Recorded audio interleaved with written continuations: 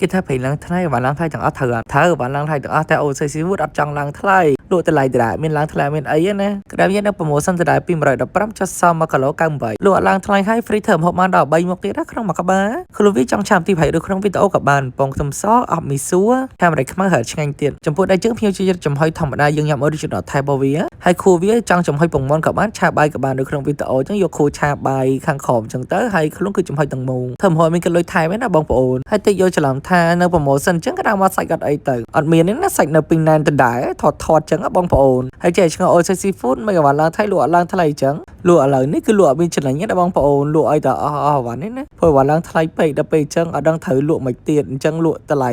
សឹកចិត្តអត់ចំណេញមួយរយៈសោះសង្ឃឹមថាទៀតពេលនឹងធ្លាក់ថ្លៃវិញហើយប្រកបនេះនៅធ្វើប្រម៉ូសិនដែរបងប្អូន115ចុះសោះ77បងនេះប្រកាសមកក្បាល free ធ្វើមកបាន2មកបងប្អូនក្បាលវាចង់ឆាបាយក៏បានឆាមីក៏បានអាំងពេញខ្យងក៏បានចំពោះខ្លួនអាចអប់មីសួរឆាបង្ទាប្រៃបំពងខ្ទឹមសដូចក្នុងវីដេអូអញ្ចឹងក៏បានឬចំហុយធម្មតាហើយតែឆ្ងាញ់ទៀតបងប្អូនចង់ញ៉ាំឃើញសម្រាប់រសតម្លៃធូរហូរឆ្ងាញ់ complete OCC food